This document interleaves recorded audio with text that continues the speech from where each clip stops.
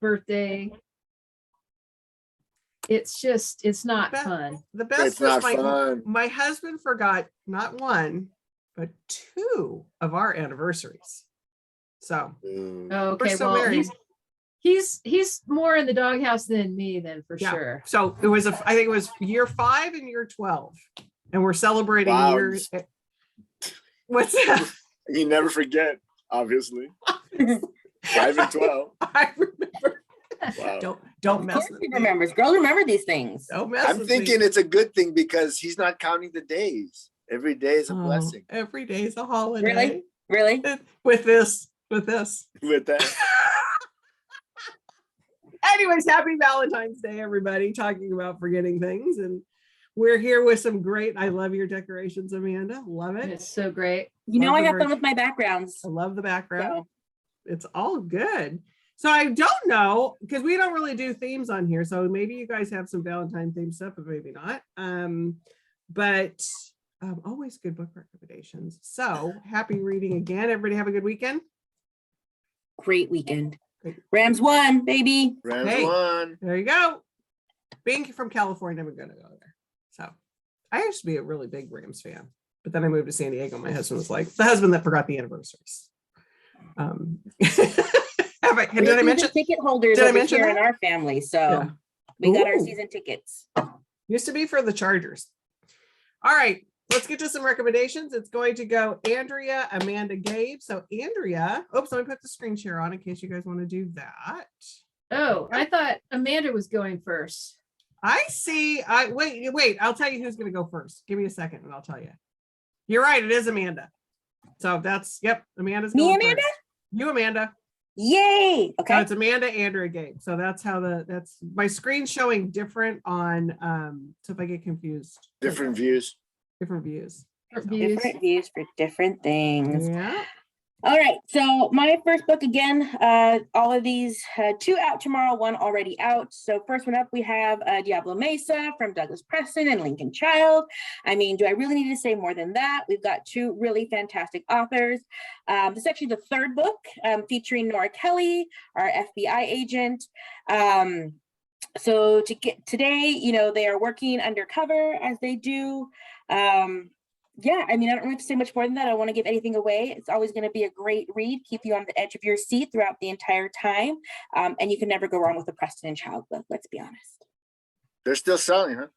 Still going, still going. This is a I huge remember book the for us. first one. 400 pages too, so this is a big one. So Nice. You're- That's Good read. huge. That is Yeah. huge. How long have they been around? They've been around a long time. A long time. I remember the first book, and it was huge too back then. Yeah. Something completely fresh. Yeah. But So. they're still like Nina said though, they're a good Been around solid longer than I can page remember. turner. Oh yeah, they're great. They're just a Yep. great, fun read, which is Yeah. what people. I feel like people need that right now. You just want a Yeah. good, fun, take you on an adventure joyride. This is going to be the book. There you go. All right, There perfect. you go. Thank you, my friend. Okay, now it's Andrea. Thank you. I want to talk about Doug Peacock's Was It Worth It? This is from Patagonia Press, which is the book imprint of the progressive Patagonia company. And I'm sure everybody's familiar with that. There's a few outlets in the San Diego area. And this is basically a book by a loner and mountain man explorer who was very tight with Edward Abbey back in the day. His whole shtick really is that like the most memorable parts of his life were solitude. It's like being out in the woods or the desert or in the mountains by himself. And but he also did a lot of sojourns with Edward Abbey, Jim Harrison, Yvon Chouinard, the founder of Patagonia, a bunch of people like that, where they did together, where they did solitary walks because they were really just like in their own heads, like hanging out together. I'm sure had a little nip of something around the campfire, a little cognac or something like that. But it's a really beautiful book. It's got some amazing photography, as you can see here. And was it worth it is just like sort of the question like that many people ask in their twilight years, really, right? Was it worth it? And his answer is decidedly yes, with the life he's had and all of the self exploration he did out in nature. And as you can see, it's a gorgeous book. It's $27.95 hardcover at 320 pages. And that it's been out for a while, January 25th, but I didn't want this to get, I wanted this to be on people's radar because I think it's a beautiful book. And a lot of people are doing this sort of contemplative, back to nature, figuring things out. So again, just like a good time for it. Well, he's from that generation too. That group of like you're saying, Yvon Chouinard and Royal Robbins and that lot there that were into enjoying nature and rock climbing and Edward Abbey, that whole thing. I mean, they still don't know where Edward Abbey's body is. His buddy like buried it out in the desert somewhere. So love it. Yeah. Patagonia always does a great job with their books too. It's always good. Yeah. Always really good quality stuff. Yep. Excellent. Sounds like an intriguing one. All right, Mr. Gabe, what do you got for us? First book I have for us is Shadows of Pecan Hollow. This went on sale, I think, this week. Went on sale last week. I just had a lot of books last week, and this is one I've been wanting to talk about. Caroline Frost is a local Pasadena author from Southern California, roots here.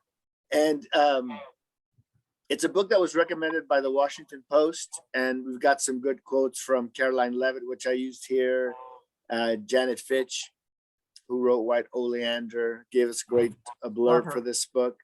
It takes place set in in like 1970.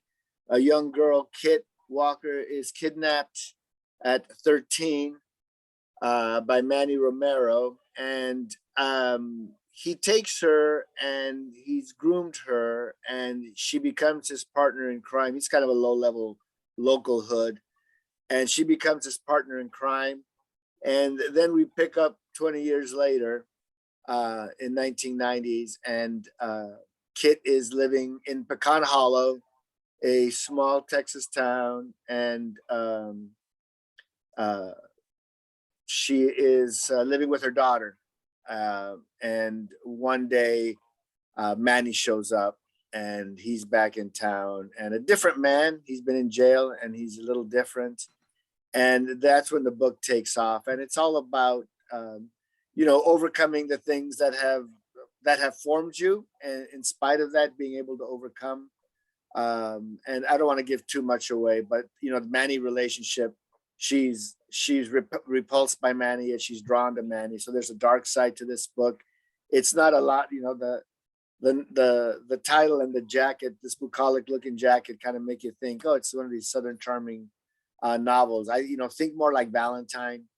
I think of a more of a hard-hitting novel that punches you in the gut a little bit, and makes you look at some of these dark things in our lives, and in this case in Kit's life, and how she works to overcome and walk in the grips of all this stuff. So it's just really, really smart, well told, and I think just a really well wrought novel. And she gets her point across really, really in a very in a very clear way. But a good characters, good cast of characters. Is it a debut? The debut.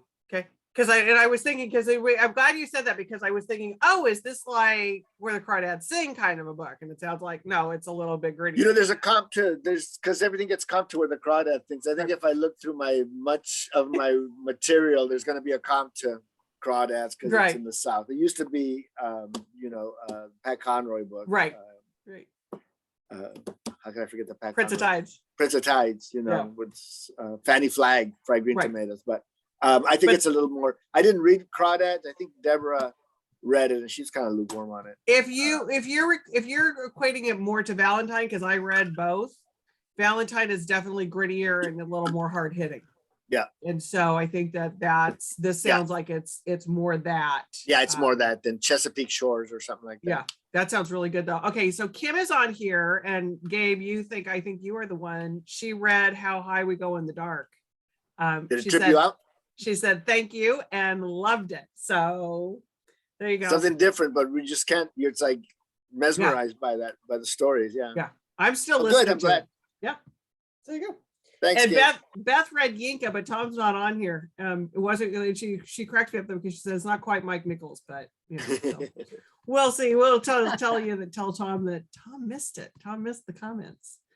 All right, everybody. So we're back to Andrea. I think it's Amanda. Oh God, see, it was me because I'm in the wrong screen. Sorry. It's okay. Get it together, Jules. Keep me straight, damn it. Either an A name or a Boreas, can kind of go either way. Okay, so for my next book, I have actually out in paperback. So this one is already out. It came out last week, but again, we had a lot of great books last week that I could not feature, but I definitely wanted to get this one out. So Elin Hilderbrand, I love, fabulous author. So this one was a New York Times bestseller, and she's basically the queen of the beach reads right now.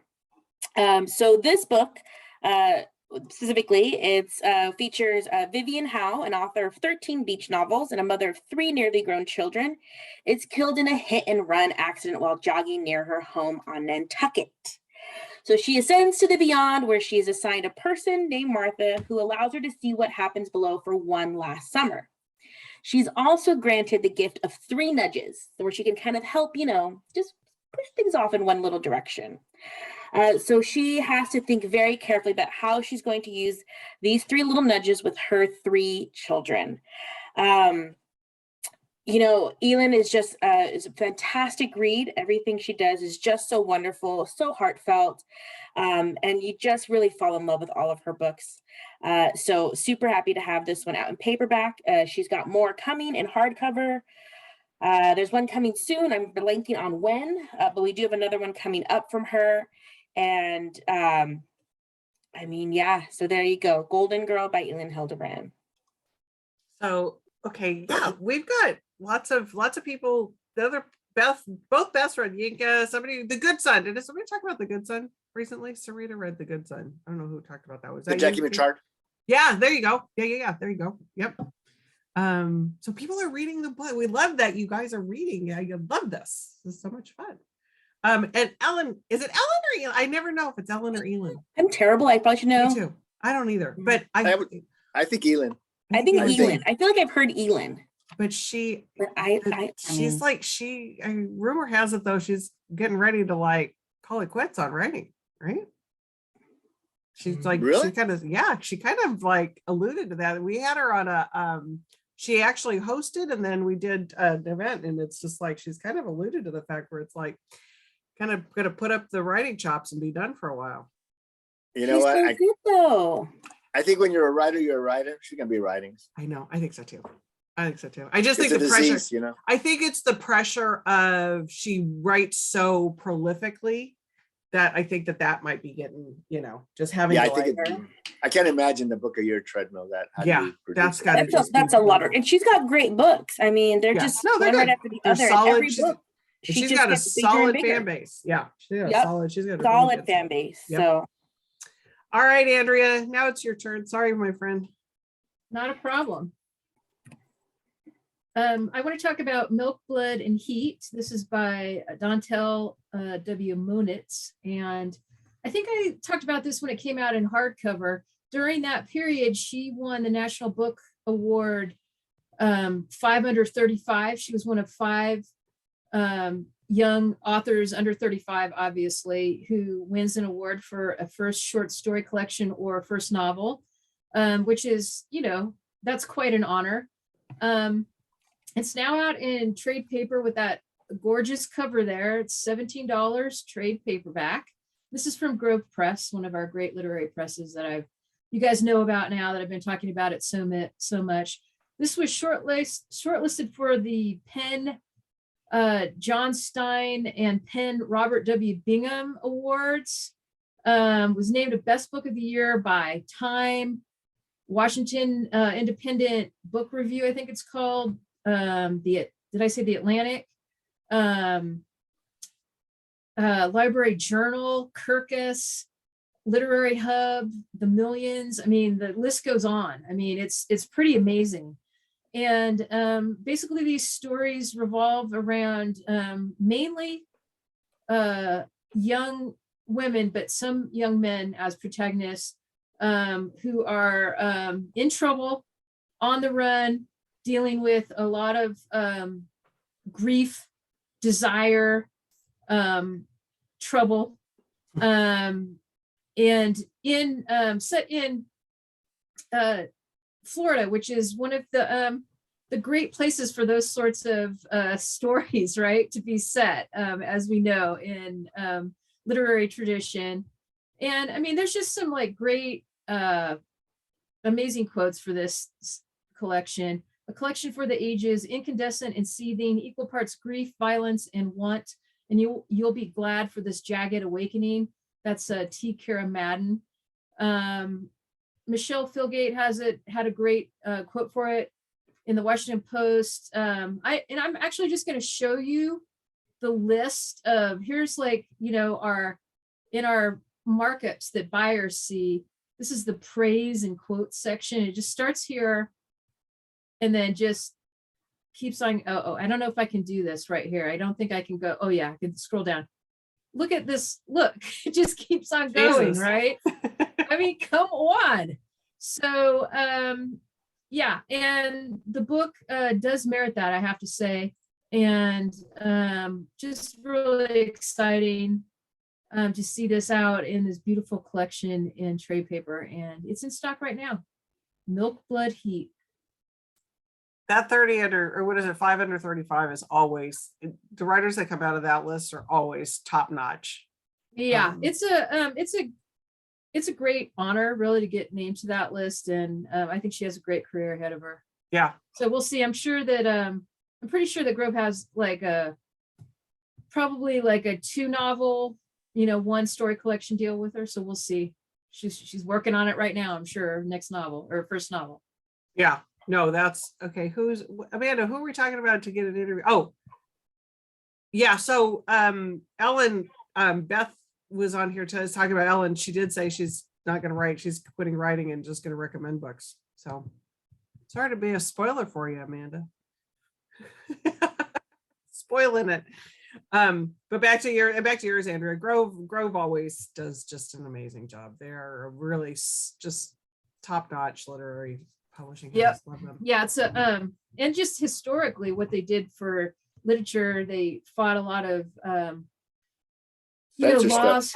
Yeah, I mean, all of the, like all the pornography laws and indecency laws that were on the books, they fought all of that because it was censorship, Right. They just used those laws to censor a bunch of books. Everything. So right. I mean, they were the amazing. ones that, at the forefront of like fighting that and making sure that we all have access to whatever we want to read in this country. Yep. Unless you're living in certain states right now. Yeah, man. Right. So. It's getting weird. It's getting so weird out there. All right, Gabe, what do you got? I have one of my favorites to talk about. I don't talk about kids' books often, and I should more. I mean, I kind of do, but I should more. Because we've got an amazing kids line, and we've got an amazing collection of authors at every level: picture book, early readers, middle readers, and young adult. We're probably the best kids book publisher out there consistently. 15 books at the ALAs honored this year, Nice. From Newbery and Caldecott honors all the way down to Prince, all the way down the line to Pura Belpra, the Latino books. So we do pretty well. And I have a cavalcade of stars writing, especially in my middle book section. And this is one of maybe my favorite. It's hard to say, which one of your kids is your favorite, but I really, really love Leslie Connor writing and her books. What was her first book? Perfectly Normal Chaos. was a book for her first book back the first book I read, 2000, which was like 2008. And it was just one of those books where I was like, oh my God, what a great read. And you get a little choked there. She makes you feel, and then the next book came along a couple years later, and then Crunch came along, and then All Rise for the Honorable Percy Cook came out, Perry Cook came out, and she's dealing with kids who have issues sometimes, Mason Butte is a kid who's got issues. That was a really big book for her as well. Gets wonderful reviews. And this book, anybody here seen Frenchie? She sets around a group of neurodiverse kids. So kids who are on the spectrum at some level or have something a little different in the way they view the world and see the world and process, etc. And really, Leslie does this like nobody else can. It's a great friendship story. We have the protagonist is Aurora Petrikin, and she is this kid who just can't stop talking and can't stop blabbing and can't stop blurting things out. And she has trouble making friends. And in school, she meets this kid, Frenchie, a little boy named Frenchie, who he chooses her as her person, and she chooses him as her person. And they become this little team. But Frenchie doesn't speak. Frenchie is non-conversant and doesn't speak. And one day things come to a little bit of a head because Frenchie can't make friends, and neither can really Aurora, but she's more out there. So she's trying to broaden her world a little bit, leaving Frenchie behind. And one day Frenchie disappears and everybody goes crazy looking for Frenchie. But it's a beautiful story. Every time I read Leslie Connor, I get like a little choked up, like I just finished watching Brian's song. Hey, now you're aging yourself. But she's just a wonderful writer, and these characters, she makes you feel, and that's the best thing about a Leslie Connor book. And I can never say enough about her as an author. Absolutely one of my favorites. I can't wait for the next book to come out. And no matter what she does, I know it's going to be excellent. Pick up a Leslie Connor book. It's going to be excellent. And that's just what age group again on this one? This is 8 to 12. 8 to 12. Okay. I think middle gradish. Yeah, it's middle grade. Okay. That's where she's written. Pretty much that's it. Yeah. She's in that 8 to 12 range. So, good. And they're accessible, but they're really thoughtful and provocative. So you get a full experience when you read a Leslie Connor book. Yeah. Kind of sort of like along the Wonder, that who wrote Wonder, sort of that kind of, okay. Yeah. Brian's song. I can't even hear that theme song and it'll just like tears you up as soon as it starts. I love Brian Piccolo. Oh my God. I forgot about that movie. Jimmy Conn. The only time that it's okay for a man to cry when we watch Brian's song. Yeah. Jimmy Conn at his finest. I don't know, the champ. I remember going to see the champ. And grown men were coming out of that theater. I remember when I was a kid, eyes streaming. I know, but didn't Ricky Schroeder though? I don't know. Yeah. And now he's I've never heard of that movie. Sorry, guys. Yeah, we are dating ourselves. Brian's song I have heard, know nothing about it, but the champ I've never heard about. Yeah, Brian's song was the 70s. The champ's a tearjerker for sure. All right, lightning round starting. Go, Amanda. I got it right this time. Yay! Okay, so I'm so excited to finally present this book. We delayed publication by 2 whole weeks, and it drove me crazy. Yeah. So, here it is. From Pam Munoz Ryan, local to San Diego. Mm-hmm. We have Solomar, the Sword of the Monarchs. So, most people are familiar with Pam Munoz Ryan's Esperanza Rising, of course. So this is a brand new story, and I'm going to show you guys. I don't normally have, visuals, but this is what was sent to us when we got. Right, you gotta turn your screen. You gotta turn your screen off. Turn your share screen off. Oh, you can. I know it's so hard. So I can't do this. Here. My background, huh? Your background's not letting you do it. Yeah. Oh. Okay. Please do not judge my background, people. I apologize. You can see my beautiful family right there. There you go. Here we go. It's giant. It doesn't even fit in the screen. What is that? And it opens up into like a butterfly. And Aw. sorry, they even gave us, it comes with the little flowers that you can plant to attract butterflies. Oh, awesome. There you That's go. pretty cool. I mean, I just can't get rid of it because it's so pretty. Wait a minute, you're not giving it to Deborah? Doesn't Deborah have We like have a one whole- already. Somebody sent her one We already. sent Okay, them I was out. gonna say, We doesn't sent them Deborah out. have a whole thing in your backyard with butterflies? Yeah, I made a butterfly hutch for her. Yeah, With my extreme carpentry skills. love I it. made one. Okay, so here we go back to the beautiful cover for Solimar, which I just can't get over. It's gorgeous. So this book follows Solimar, a Mexican heroine. She is on the brink of her quinceañera. Before that, she goes to just sit among the monarch butterflies. And as she's sitting there, something magical happens.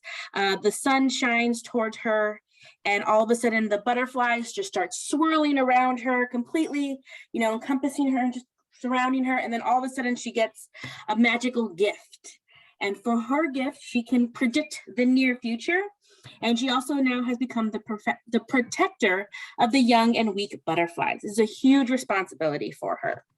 But while her father and her brother are away, a neighboring king comes and invades their village and takes everybody hostage, but Solimar manages to escape.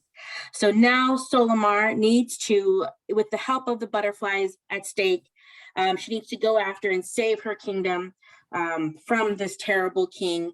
So it's really wonderful. The book does include some stuff about protecting the monarch butterflies. As you had mentioned, my mother loves her butterflies. A little way station, she's got like a little sign and everything. Butterflies are super important to us as well. But again, I'm just a huge fan of Pam Munoz Ryan, and all of her books are just so lovely. And it's just so great to see Mexican characters coming to life. I think it's just, for me personally, I just really enjoy seeing characters that reflect who I am and my history. So there you go. I'm so excited. It's finally here, Solimar. Love it. And Ruth, I love that you're here with us. Ruth's on with us, and she says it's not tea time where she's at, so it's cocktail time, I'm assuming, in other parts unknown. I don't know, maybe we should call this wine time book recommendations. We all were drinking, God knows what you all would recommend. We would get out of hand. We're professionals. I think we could handle it. Oh yeah, we might get a little loose-lipped though. That could be a little dangerous. Remember when that was a normal part of the workday, having a couple of drinks at lunch? Oh, I was a 3 martini-er. Well, maybe not 3, 2. Back in the the olden days. Back in the 80 days. Oh man, Yep. that was some. How did we do anything in the afternoons back then? I don't know. Different time. Different time. All right, Andrea, go. Thank you. This is my third book, Amazing Animals, 100+ creatures that will boggle your mind. Racing cheetahs, stinky lemurs, sleepy koalas, diving polar bears, and more. This is just a great animal book. I have a lot of publishers that do cool science and nature books, and What on Earth is one of those. And I'm going to show you some of the spreads here. Nice. Just really vibrant. And it talks about 100 different animals. I think that I already mentioned that reading the subtitle, but and interesting facts about them. And it has a gatefold or two and it pulls out full size, so that's pretty great. And this is the size. Like, here's a person, so you can see it's a little bit oversized. I love that. Yeah, and it's part of our Amazing World series, which is cool. Amazing Rivers, Amazing Islands, Amazing Treasures. And so Amazing Animals joins that fierce triumvirate. And it's just like really great facts, basically, about all sorts of animals on land, sea, air, and metaverse. Oh, okay. Just seeing if you were listening. Metaverse. Okay. They're not any in the metaverse yet. It's just land, sea, and air. But What on Earth Books, Amazing Animals, and that's $24 hardcover. It's a great book. Facebook will like that you're talking about the metaverse, right? Well, did their stock tank last week? You know what I mean? That's a whole other topic of conversation. Blows my mind too much. I know. Oh my God. Yeah. All right. Wait, what are you saying, Amanda? They're in the metaverse because we're talking about them on Facebook. Exactly. That's my point.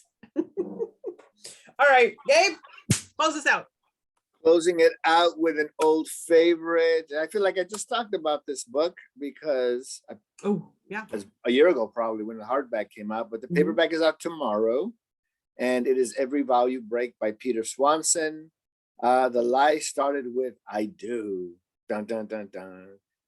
We have Harper have really groomed Peter Swanson. He's probably, he's definitely one of our big mystery successes with Lucy Foley of the Paris Apartment. That's coming next week, and we'll be talking about that next week.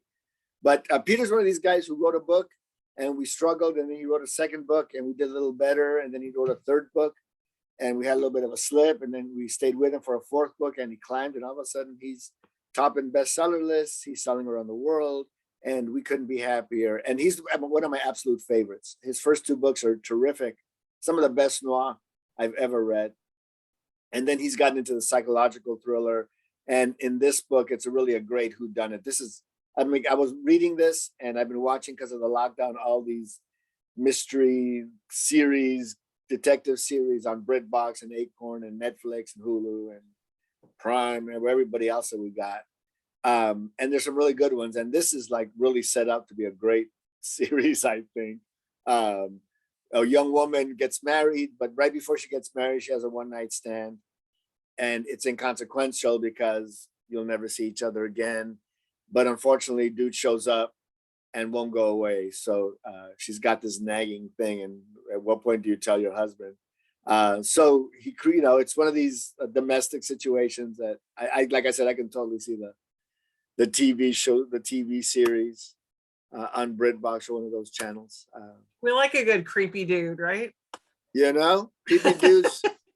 Without creepy dudes committing violence, there would be no half the books wouldn't be out there. I was like, Jesus. Don't have any other events this week, so I got nothing else to talk about. I was supposed to be Winter Institute this week, so I was supposed to be in Cincinnati, so I didn't book anything. So you have a reprieve from me, but Amanda is on and wants to talk about something that's coming out tomorrow. So go, Amanda.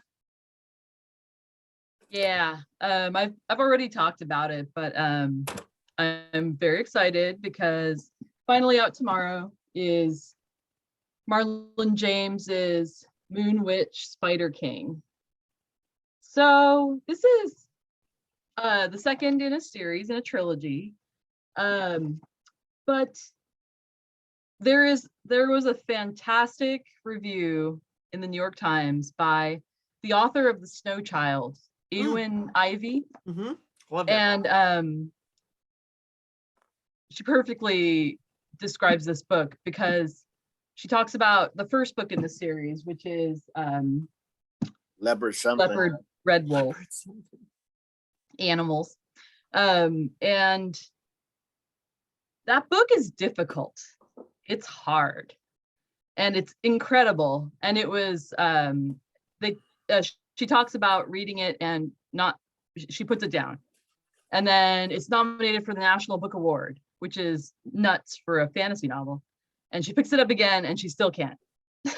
And she talks about all this in this review. But this book tells the same elements of the same story, but from the point of view of a different character. And I'm going to read from the review because I love it so much. It's the Bildungsroman of a character, scrappier than Arya Stark, cleverer than Jane Eyre, as foul-mouthed as any gangster, with the world-weary humor of a noir private eye and the inscrutable morals of an anti-hero. So the character is the witch Sogalon, and it's just, this book, it's such a different reading experience from the first book, which is unusual for a fantasy trilogy, because usually you've got the first book and it's like, oh my God, knock your socks off. Second book's like, meh, world building. Then the third one comes back. It's not like this with this trilogy. It's just brilliant. Another quote from the review: James's imagination is vast and fiery. His numerous fight scenes are heart-pumping and vivid. But what has stayed with me are his more subtle observations on the human condition, how people don't run away from terrible situations only because they don't know where else to go, how love is like fear, grief is like fury, and revenge can never be as satisfying as you imagine. So that's Moon Witch and Spider King by Marlon James, out tomorrow. Love it. Love Marlon James. I love these people that you meet them and they're just these like normal, and then they write these things that it's like, how did that come out of your brain? How did you write that? It's just like, it's incredible. I'm such a nerd for this book that Riverhead sent me some goodies, like this cool holographic. Okay, I was going to card. surprise you with one because they sent one to the store and I was like, I got to save one of these for Amanda. They sent me pencils. I didn't get any pencils. They sent me pins again. Love it. Yeah, this book is, it's amazing. And I Awesome. can tell like it's gonna give me fresh motivation to reread the first one. Yeah. It's very challenging. I can't lie, it was hard for me. Yeah. But it's brilliant. Ruth, you're now Ruth's favorite person for talking about that book. Aw. I love it. So yeah. I'm gonna have to get Ruth back. We love our Marlon James. We love him. All right, everybody. Those were some good suggestions this week. Lots of good reading. And I love everybody that watches. You're actually reading what we're suggesting to you. So we love that about all of you that watch. Thank you for doing that. Have a good rest of your Valentine's Day, everybody. So whether it's off for a tea or a cocktail, depending on what part of the world you're in. So anyways, bye, everybody. Have a good week. See you next week. Happy Valentine's Day, all. Yay. Gotta go get a card.